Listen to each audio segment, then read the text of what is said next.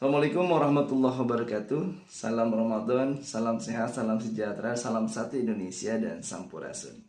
Oke, kali ini aku mau ngebahas terkait dengan tindakan yang dilakukan, aksi-aksi yang dilakukan oleh Gubernur Jawa Barat Kang Haji Deddy Mulyadi terkait dengan penertiban tempat-tempat wisata di beberapa wilayah seperti Puncak, juga penertiban dan penataan lingkungan di wilayah pesisir seperti Bekasi, Karawang, dan sekitarnya ya.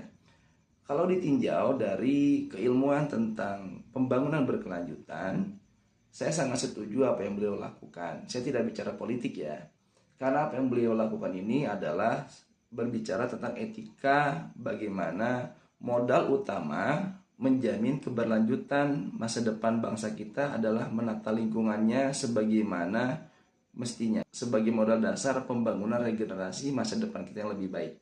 Karena kalau sampai lingkungan kita dirusak, lingkungan rusak itu efeknya akan terjadi 3 kesenjangan. Yang pertama adalah kesenjangan ekologi, yang kedua kesenjangan sosial, dan ketiga kesenjangan spiritual. Kalau sampai 3 kesenjangan ini terjadi di tengah-tengah masyarakat kita, maka bersiap-siap saja kita akan menghadapi akhir sebelum kiamat. Nah, ini akan terjadi banyak gejolak dan sulit untuk dihadapi. Nah, untuk itu beliau sudah benar menata wilayah-wilayah, bagaimana penataan di wilayah dataran tinggi, tengah, dan wilayah di dataran rendah, agar tidak terjadi bencana yang menyulitkan semuanya.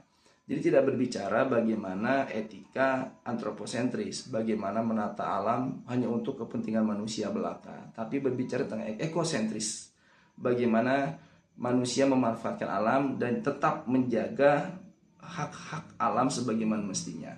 Dan ini penting diajarkan kepada generasi kita bagaimana menjadi generasi yang memang gempita, generasi yang memang mandiri, pelindung bumi, dan cinta tanah air. Sebagai wujud kita mencintai Indonesia, wujud kita dalam catur bakti kita.